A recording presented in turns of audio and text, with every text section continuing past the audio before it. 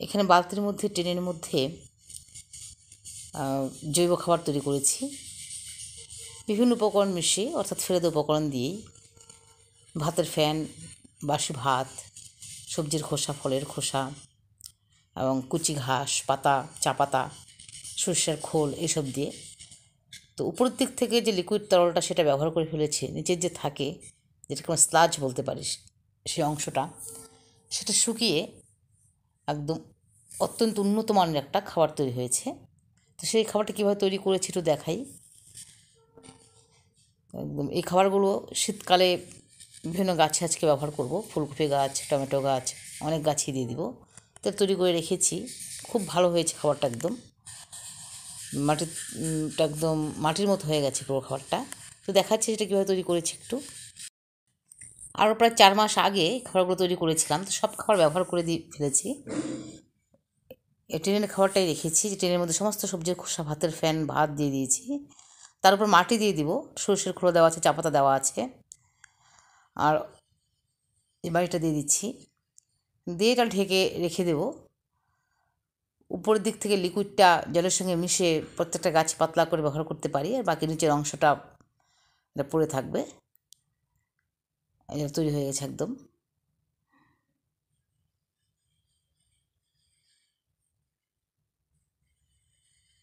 তো এভাবেই তৈরি করেছিলাম। আর অন্যান্য খাবারগুলো সব গাছে ব্যবহার করে ফেলেছি। এটা শীতকালে গাছে ব্যবহার করার জন্য রেখে দিয়েছিলাম, এটা আজকে ব্যবহার করব। প্লাস্টিকের ক্যারি ব্যাগের মধ্যেও আমরা সবজির খোসা, চা পাতা, ফলের খোসা এবং ফেলে দেওয়া বাসি ভাত, ভাতের ফ্যানের মধ্যে যে ভাতটা পড়ে থাকে সেটা জমা করে রেখে এভাবেও আমরা দিয়ে রাখতে পারি, এবং পুটুলি বেঁধে সেটা গাছের গোড়াও সাইড দিয়ে বসিয়ে দিতে পারি, বা উপরে মাটি দিয়ে কয়েকদিনের জন্য রেখে দিলে ভালো একটা উন্নত মানের খাবার তৈরি হয়, এবং সেটাই দেখাচ্ছি। এই খাবারটা 4 মাস পর এরকম হয়েছে।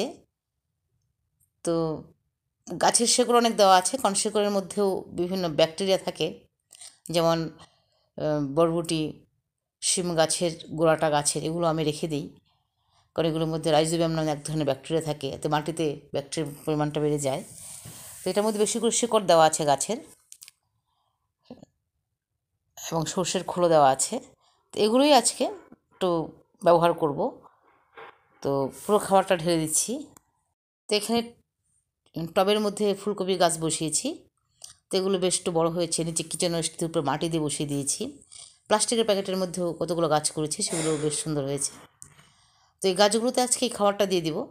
এখানে টমেটো গাছ বসিয়েছি, তো প্রত্যেকটা গাছেই এই জৈব খাবারটা দেবো আজকে।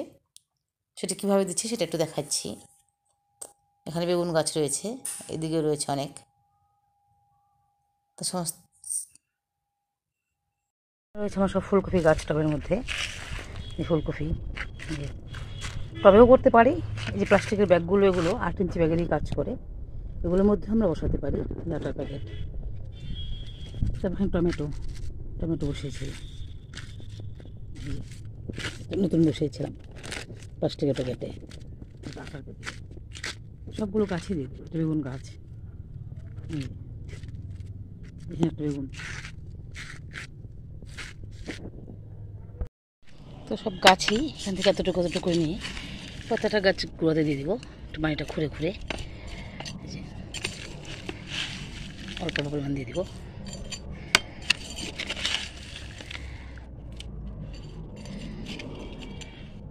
একদম শুকিয়ে ঢলঢল হয়ে গেছে এটা।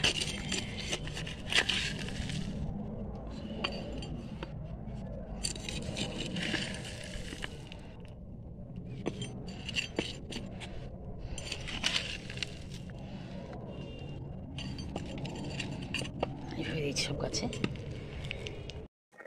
তো বালতি থেকে আর একটু ঢেলে নিচ্ছি, কারণ এটার মধ্যে একটু নুড়ি, বালি, কাঁকড়, পাথর মেশানো আছে, কারণ একটু রাবিশযুক্ত মাটি দিয়েছিলাম।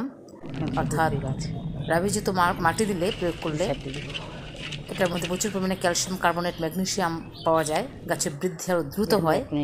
তাই সবসময় আমি একটু বালি বা রাবিশের গুঁড়ো, ছোটো পাথরের কুচি আমি খাবারের মধ্যে মিশিয়ে দিই।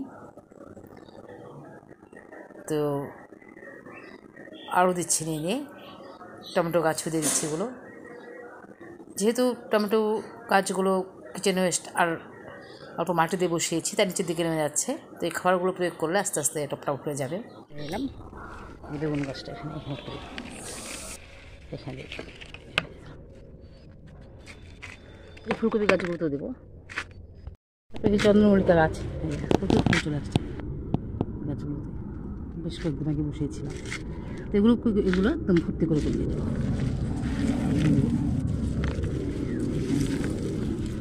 এগুলো দিয়ে দেবো সব গাছে। লাউ গাছ রয়েছে, পুকুর বাঁধা খাবার দেওয়া আছে, পুড়িয়ে চলে আসছে। একটু দেবো, এখানে একটা বেগুন গাছে দিয়ে দেবো। এটা নিয়ে যাচ্ছি, এতটুকু আছে, এটা নিয়ে যাচ্ছে, এটা বেটে দেবো। ফুলকপি, টমেটো, মূলো, এগুলো কয়েকদিন আগে গেছে। এখানে সবগুলো গাছে দিয়ে দেবো। জল দিয়ে দেবো, অত্যন্ত উন্নত মানের জৈব সার। সব গাছের গোড়ায় হয়ে দিয়ে দেবো। টমেটো গাছের গোড়াতে দেবো একটু, সমস্ত গাছে দেবো। কপি গাছ এখানে রয়েছে, এখানে বাঁধাকপি, বেগুন, এগুলো গাছেও দিয়ে দেবো, সব গাছে দেবো।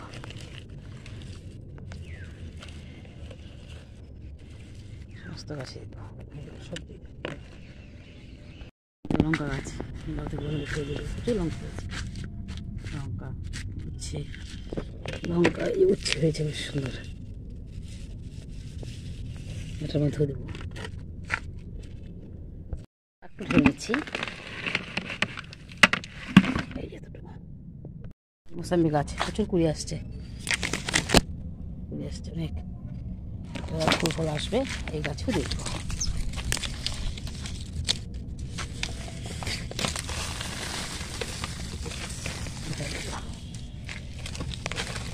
একটা ফুলও ধরবে না। একটু নিচ্ছি যেটা বোগেনভিলিয়া ফুলের গাছ রয়েছে, প্রচুর ফুল আসছে, ফুল ঝরে যাচ্ছে, আবার আসছে। এটার মধ্যে ফেলে দেবো। তারপর ঢেঁড়স গাছ, যে সারা বছর ঢেঁড়স, এতে দেবো। লঙ্কা, কালো লঙ্কা, এটা তো দিয়ে দেবো। প্রচুর লঙ্কা হয়ে আছে। এটা হলো ঝিঙা গাছ, প্রচুর ঝিঙে হয়েছে শীতকালেও, আগেও বেশ কয়েকবার তুলে নিয়েছি, আবার কুড়ি আসছে দেখছি। অনেক একটা গাছের মধ্যে ঝিঙা হয়ে আছে। এই গাছটাতে একটু খাবার প্রয়োগ করবো, ঝিঙে আছে তো, একটু ফাঙ্গাসের আক্রান্ত হয়েছে, এটাতে ওষুধ স্প্রে করতে হবে। তো এটার মধ্যে কিছু খাবার রয়েছে, ঢেলে রেখেছে রোদে শুকোনোর জন্য। ট্রেনের থেকে বের করেছে এটা, ট্রেনটা ভাগ হয়ে গেছে এবং বালতিটাও ভাগ হয়ে গেছে। ট্রেনের মধ্যে বালতির মধ্যে আবার খাবার তৈরি করবো। আর এই টবের মধ্যে ভাত আর মাটি দিয়ে রেখেছিলাম, তো পুরোটাই মাটিতে পরিণত হয়েছে, একদম উন্নত মানের একটা জৈব সার হয়েছে। এটা লেবু গাছের মধ্যে প্রয়োগ করব। আর এই খাবারটা রেখে দেবো চন্দ্রমল্লিকা ফুলের গাছে, শুকিয়ে দিয়ে দেবো এটা আবার। আর টিন দুটো এবং টিনটার মধ্যে বালতির মধ্যে আবার নতুন করে খাবার তৈরি করব। তো এই খাবার প্রয়োগ করেই এত সুন্দর লঙ্কা, ফুল, ফল সব কিছুই হচ্ছে। অর্থাৎ এই খাবারগুলোর মধ্যে রয়েছে প্রচুর পরিমাণের উদ্ভিজ্জ খাবার। তো এখানে অনেক লঙ্কা রয়েছে, এবং এই খাবারগুলোই সবসময় প্রয়োগ করে আমি জৈব খাবার নিজে তৈরি করি। কখন লিকুইড দিই, কখনো আবার শুকিয়ে গাছের গোড়ায় দিই। তো আরও অনেক ফুল ফলই হচ্ছে, এবং অনেক শাকসবজি কালেকশন করেও দেখিয়েছি। এই লঙ্কাগুলো তুলে আবার গাছগুলো সব কেটে দেবো, দিয়ে আবার এই খাবারটা প্রয়োগ করব। তো আজ এখানেই রাখছি, তারপর পরবর্তী ভিডিওতে।